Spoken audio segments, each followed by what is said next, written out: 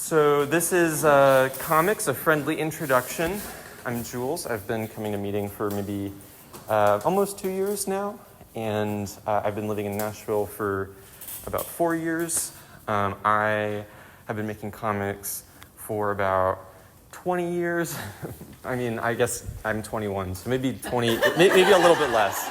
But I've been making comics for a really, really, really long time, like since I was at least 3. And comics have always been a very important part of my life, and it's taken up different aspects of my life for a while. So I went to school for faith and social justice at Belmont, but I've actually been mostly passionate about pursuing a career in comics. And what that mostly looks like is I want to make comics that can make a social impact in some degree or another. Comics that speak from the heart, speak from personal experience, and comics that elevate the voices of people who aren't heard enough. So mostly how I go about that is by interviewing people, turning it into a comic, documenting things journalistically, and also doing research that I can make more accessible in comics form. There's so many different kinds of comics, though, and what this will basically create as like an overview here is here's one definition of comics: juxtaposed pictorial and other images in deliberate sequence intended to convey information and or produce an aesthetic response in the viewer. This is a very, very broad definition. It basically encompasses the Bayeux Tapestry and Trajan's column and Egyptian hieroglyphics, as well as Archie and superheroes and Calvin and Hobbes and a ton of other things, graphic novels in the modern day, things in newspapers. So this is a very broad definition, and that's something I really love about comics. Comics is not a genre, it's a medium. And as Marshall McLuhan had said, the medium is the message. And so to me, when I'm thinking about things in a Quakerly way, in a friendly way, there's this important emphasis on messages, and message can proceed not just in the content, but also in the process, in the form itself. And so comics has a series of things that kind of make it more specific, in my opinion. This is maybe a little bit more helpful of the definition. It's a multimodal art form that encompasses various formats, genres, styles, and techniques that make use of the hybrid possibilities for the static image in between visual arts and text. So there's this emphasis on relationship and variousness, so much variety here. It's multimodal, so you can do it in web, you can do it in print, you can do it in zines, you can do it in mass paperback publishing, and you can put them in lots of different environments, discuss various different topics. My favorite comics that I wanted to bring that I hadn't been loaning out are here, and I'm absolutely happy to pass them around if people are willing to be gentle with them. I have so many different genres represented here. There's memoir, there's comedy, there's juvenile science fiction, there's the sort of a political tract that has to do with how cartoonists can understand themselves. There's more of like a visual poetry that's more surrealistic. This is a collection of journalistic pieces that have to do with color, very broadly. And it's an anthology of different styles that have been put together based on research, including graphs, diagrams, statistics, in addition to interviews. And then there's this collection of like parables. And so there's so much here, and that really emphasizes just how much potential comics has. And I want to emphasize some things that are really interesting to me about the connections between comics and Quakerism. So, four ways comics as a medium connect to Quakerism. Light/darkness, because you can't literally have you literally can't have darkness without light. This is not a light over darkness hierarchy or anything like that, but light and darkness are spiritually significant to Quakers, and this is seen in comics in one of its earlier precursors, illuminated manuscripts from the medieval period. So there's this emphasis on everything that's in the definition that we have. There's these sequential images that show us different scenes, and there's some similarities here between picture books and comics, but there is a strong emphasis in comics on the images being able to stand on their own without the text. So sometimes you'll see entirely silent comics, whereas you won't see imageless comics. And I think that is a really interesting parallel to the emphasis on silence in Quakerism.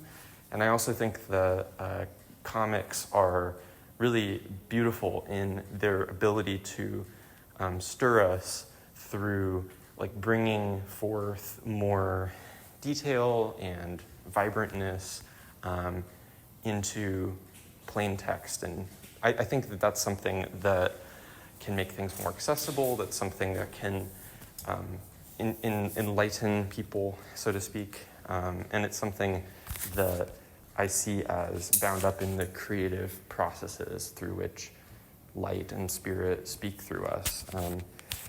And so then another piece that I want to emphasize is the ways in which comics and Quaker spirituality offer a renegotiation of space and time. In comics, spatial dimensions are the same as temporal dimensions, so we literally have time and space becoming one and the same. An example of this would be in a page you would see a large panel, and it might have a lot of detail, it might not, but regardless, because it's a large box on the page, you are encouraged to slow down, and you are encouraged to take this in before moving on to the next thing. Whereas smaller panels can sometimes be more readable, and so you move through them faster. And so the artist is able to guide the viewer, reader, in a way that is kind of manipulating them into consuming the art in a particular way. And I think that this is a really interesting subtle power that comics have that illustration on its own doesn't really have, and a lot of narrative text or ordinary text doesn't really capture as well. And I think that this connects a little bit to Quakerism in the ways in which contemplation, communal meditation is something that can connect us to ancestors and connect us to our experiences in the past, present, maybe future. There's this component of processing that happens where we sort of slow down and then we encounter something that maybe moves us from Chronos time to Kairos time, like sort of this devouring his children, Chronos, like the chronology idea where it's like this time that is conceived as chopped up into pieces and industrialized, versus Kairos, which is more about the seasons, more about a more slow way of understanding time. And I think that there's a connection to be parsed here in more detail. I didn't have the time to really make that connection more apparent, but it's something I wanted to bring up because I thought it was interesting. And then as far as another component, communal contemplation more specifically, this is a Quaker comic. It was actually, this is very interesting. It's a Quaker tapestry, yes, and a few of you might already be familiar with this. 77 panels illustrating the history of Quakerism from the 17th century to the present day. The idea was from a Quaker named Anne Wynne Wilson, and it was created between 1981 and 1989 by 4,000 men, women, and children from 15 countries. By how many? 4,000 men, women, and children from 15 countries. And so this was created around then, and then it has a permanent home at the Friends Meeting House in Kendal, Cumbria, England. Each panel measures about 25 inches, and like in one direction or the other, they're about the same size a piece. Some of them are, they all kind of operate on like these are out of order, but they operate on kind of a timeline basis, so they're conveying a sense of time passing, and they are all in the same place, which means that they're all intended to be received as a whole. And so what I love about this, and what I love about comics in a similar way, because this is a comic, arguably, especially based on the definitions we established earlier, this is a really communal piece, and comics can also be a really communal piece. As I mentioned here, this one is an anthology. A few of these are the product of people working together in various ways, and comics historically have tended to be spliced into the jobs of someone doing the writing, someone doing the drawing, someone doing the coloring, someone doing the lettering, and someone different doing the page formatting and publication editing. And so comics from their very beginning are about, their very root is very relational, because you're relating images to each other, but you're also relating people to each other in the creation of those comics. And I think this is something that kind of rhymes with that at the very least, because I think that it helps us get a sense of a communal story that can only be understood through a communal witness, not unlike a Quaker meeting in general, where people are sharing from their experiences and they're accepting in and entertaining at least the vocal ministry of other people. Is it published? This one. This is you can visit this in England. But you can't buy it. But you There can. have been calendars made up Yes. with sections from it and cards and note cards. You can find all of it online too. Yeah. What Yes. is the name? I'm so sorry. It's just called Quaker Tapestry. Perfect. Quaker I Tapestry. think is it the Quaker Tapestry? I don't remember, but I think if you look it up, you'll find it. Yeah. It's also very much inspired by the Bayeux Tapestry, which is a pretty historic piece of art that also is an early comic. So this is really awesome. I was really pleased to find this in my research, and you can actually find more writing on this within sort of the art research field. There's this article that I found that linked it to the writing of a comics theorist who's also a comic maker, and that one sort of goes into more connections than I'm able to cover. And then just want to also highlight that comics and Quakerism both have certain rebellious DIY impulses. Comics are some of the most censored pieces of media today. They're the most challenged books most of the time in public libraries and in public schools. And these are a few of the really important ones that have been challenged a lot. There's Alison Bechdel's work, Fun Home, being a major piece of that. It's a story about queer people in the 80s, and there's a somber tone. It's definitely intended for mature readers, but I think that people have protected it because it has contributed so much to so many understandings of both queer literature and comics in general. Genderqueer is a more recent memoir, I guess, from Maya Kobab, and they are a trans, non-binary comic artist, and her work has been censored more than any other book in the last 5 years because of its depictions of queer people coming to understand themselves.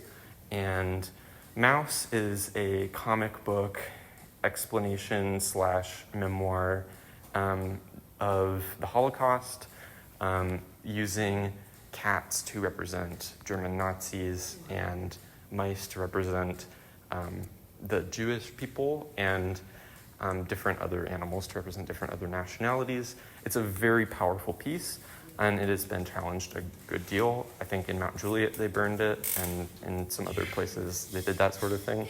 I will say Mouse is one that is interesting. So it was kind of the first of the graphic novels to be treated as literature, at least in schools. It won a lot of awards. It was really powerful. It is powerful moving. You should read it if you haven't. Yep. But yeah, that one more so than others is very clear that there is no real reason to get rid of these graphic novels, right?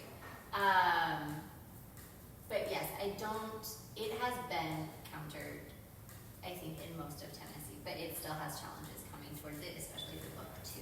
I appreciate that insight.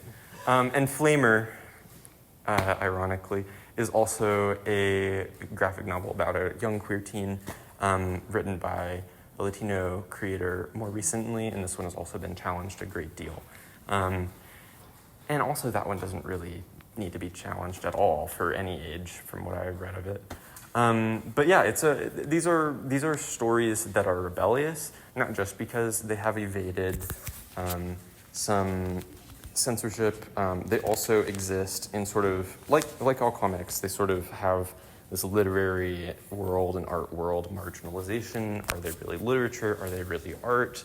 I think most people in general can see the merit in them, but comics are not generally categorized in such a way. In the broader popular imagination, at least nearly enough. And censorship has existed within comics for a really long time, dating back to the 40s.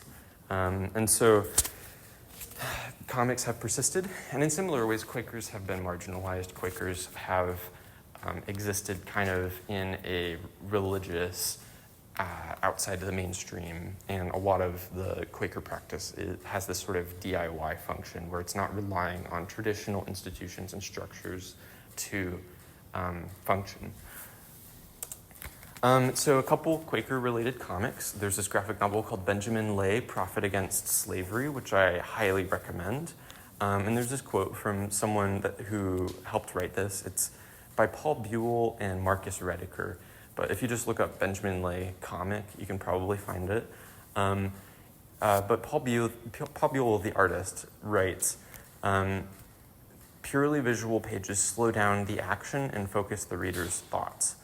And so this is something that he suggests that the format is ideal for Lay, who spent periods of his life in contemplation. And I think that this is a fair assessment. But Benjamin Lay, if you were not aware, was one of the earliest Quakers to denounce slavery and push for complete abolition. He was also marginalized because of his stature, and he also is notable for being maybe early on other things among Quakers, political issues-wise. So this comic is sort of like talking about how he spoke out in favor of abolition. And then Civil, the world of Bayard Rustin. This is a comic that sort of goes over his biography. He was also a Quaker. He was also a really prominent civil rights activist and organizer who pushed to organize the March on Washington, and he was also Black and queer, and so his marginalization within Quakerism is somewhat captured by the book, and sometimes, this is just an interesting story about a Quaker. I wasn't able to find any other comics by Quakers. Was there a movie about him recently? Yes, Rustin. Yeah, it's quite good. So then these are the sources that I have, and then we can sort of pivot to more of the organic discussion. I just wanted to keep that part brief so that we could talk about the comics that I've made and also the comics that I brought if anybody has an interest in passing these around. But thanks for listening to this part, and obviously now you can interrupt and talk as you wish.